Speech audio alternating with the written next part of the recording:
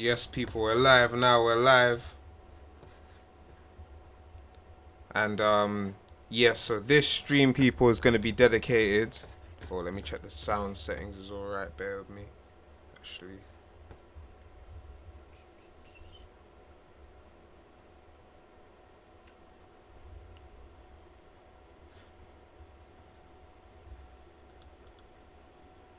everyone that's on TikTok, hop on Twitch so that you can hear the audio because we're about to switch the audio so that it's running through the headphones, so you will not be able to hear the audio anymore unless you're on Twitch. So yeah, everyone TikTok, switch to Twitch right now.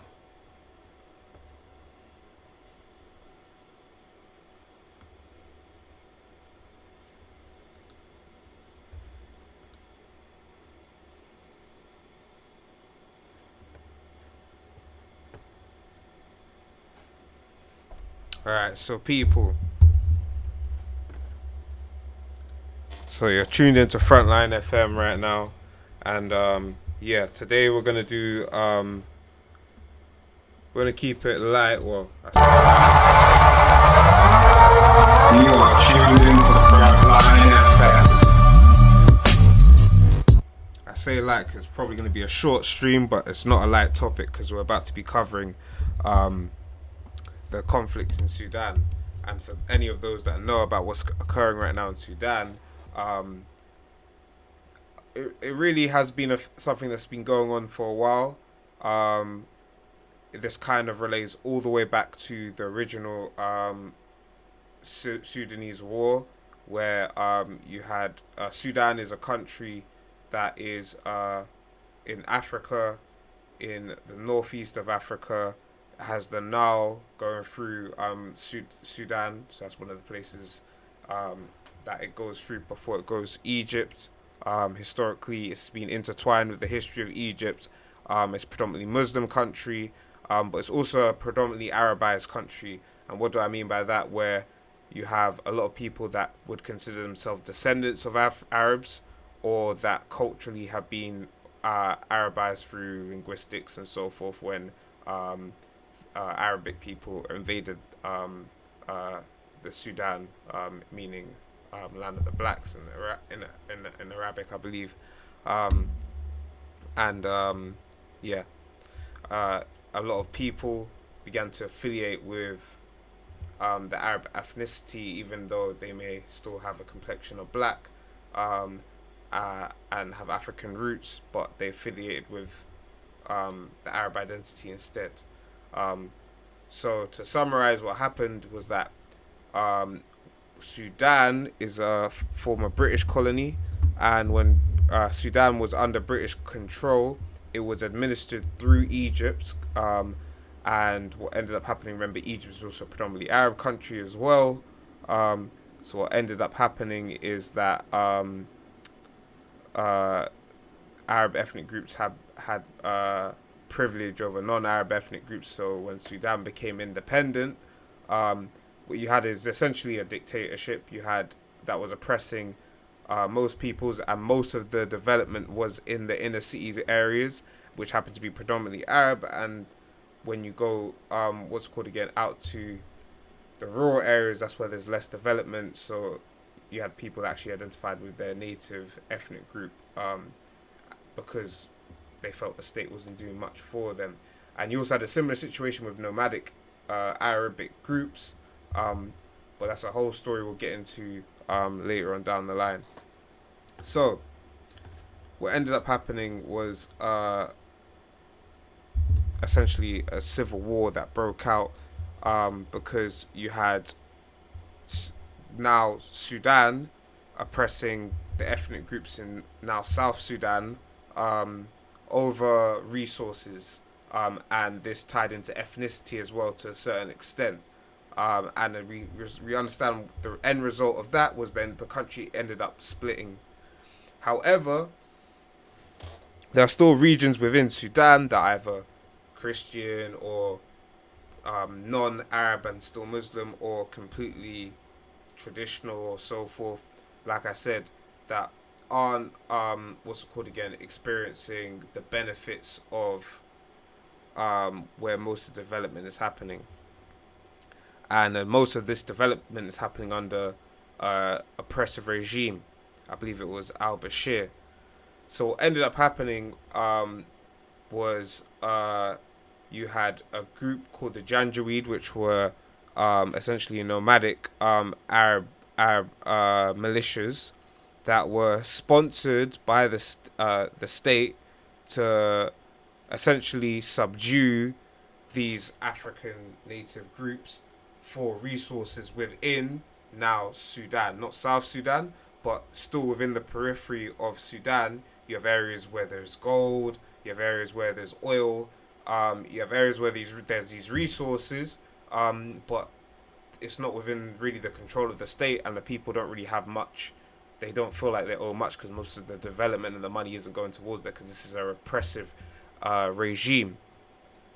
So what ends up happening is there's been in areas like Darfur and other regions in Sudan for a long time, there's been ethnic genocides been going on and cleansing.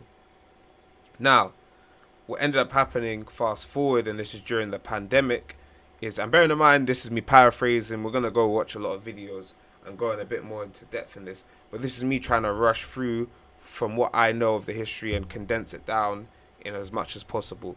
So during the pandemic, remember what Sudan is under an oppressive regime. So most of the people within Sudan, especially within the cities, started to protest against the Sudanese government. Now, they wanted to get rid of the dictatorship. Remember, most of these dictatorships are sponsored by, due to there being an affinity to Arabness, a lot of them are sponsored by Gulf countries such as the UAE, Saudi Arabia, and a lot of that funding and weapons is coming from the West because these are allies of the West. But we'll get more into that later. So the people then wanted to get rid of al-Bashir, and obviously this is a dictatorship, but at this point, the mass anti-dictatorship protests had military support, and the military that supported this movement said, hey, we want a civilian government as well, and so forth, and everyone was on the same page to depose the current administration. However, what ended up happening was when they deposed al-Bashir, the military took power. Remember, it's the military under the regime that's been doing a lot of the oppression under the direction of al-Bashir. And I think this is the correct leader. I need to double check. I could be saying the wrong person's name, but we're going to watch the video. So, I'm just going to say dictator. So I hope I'm not saying the wrong person's name because there's a whole heap of people's names in this and major players. We can't get any names wrong. So, the dictator has essentially the whole nation against him. And what happens is when he gets deposed, the military then take charge and they promise to allow there to be a transition to a civilian government. But essentially this does not end up happening. So now, what ends up happening now is you have the RSF, which is essentially an offshoot of the Janjaweed, so the Arab militias, now all of a sudden go into conflicts with the Sudanese army. Now, the RSF are backed by the UAE and funded by the UAE, and the RSF are going into areas and essentially ethnically cleansing non-Arab groups, you understand? And these are areas also which are rich in resources, and a lot of the gold that is accumulated from these areas is going to places like the UAE, Dubai, which is where a lot of gold is a big part of the economy. So, in return, they're getting weapons and they're getting money and resources.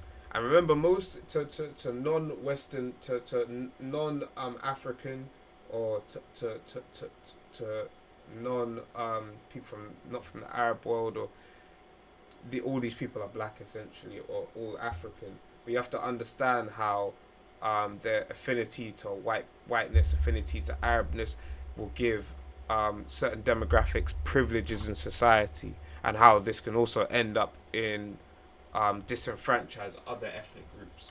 And this is a case within the Middle East, within certain parts of Africa, and within certain parts of the Muslim world. So, this essentially has reached its boiling point, because it's not at this point. The people that are caught, the civilians that are caught within the middle of this conflict, both sides are treacherous to them, to say the least.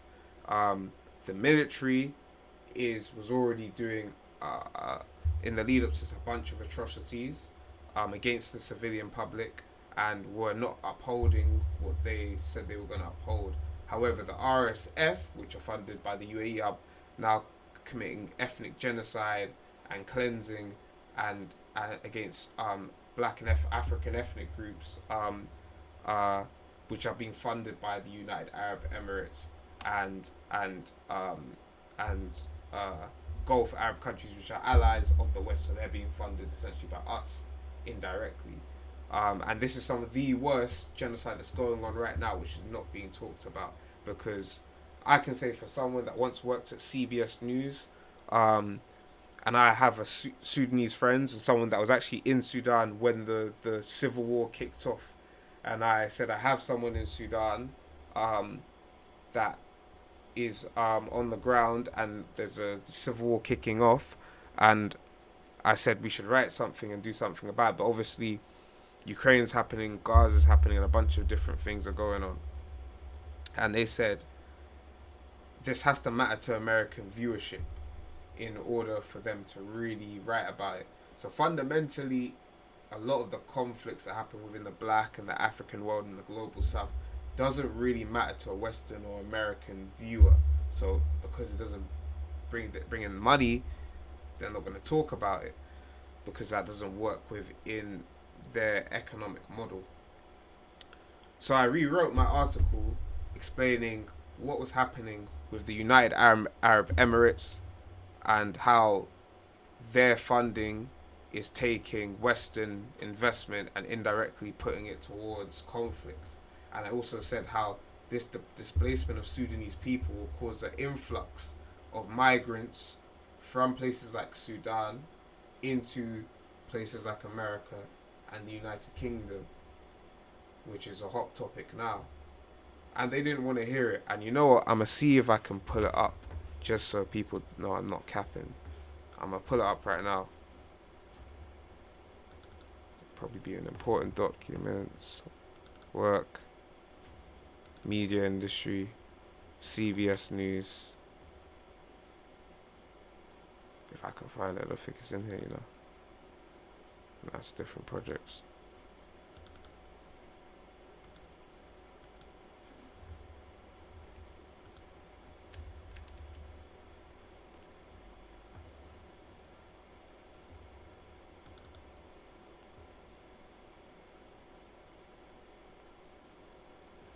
Nah. I can't find. Oh yeah, Sudan article is the actual. Nah.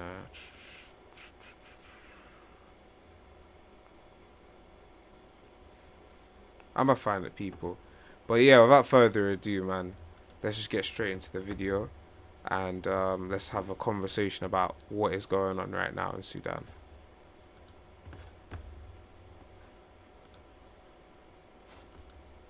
More people could have died there in 10 days than have died in the past 2 years of the war in Gaza. These were the words of the executive director of the Humanitarian Research Lab at Yale School of Public Health, Nathaniel Raymond, in an interview with Al Jazeera just last week. He was speaking about the fall of Al-Fashir, the capital of North Darfur that was overrun by the paramilitary Rapid Support Forces after over 550 days of siege. A siege that was followed by bloodletting on a scale unimaginable even by the grim standards of Sudan's civil war. When the RSF stormed the city, long the last holdout of the official Sudanese Armed Forces, it did so with the sort of bloodthirsty glee not seen in modern warfare for a long time. Civilians were chased through the surrounding desert, rounded up and butchered en masse. Door-to-door ethnic massacres were carried out, leaving bloodstains so vast they could be seen from space. The last functioning hospital was breached, and every doctor and patient remaining inside was butchered by the victorious fighters. At the time of writing this on Friday, tens of thousands of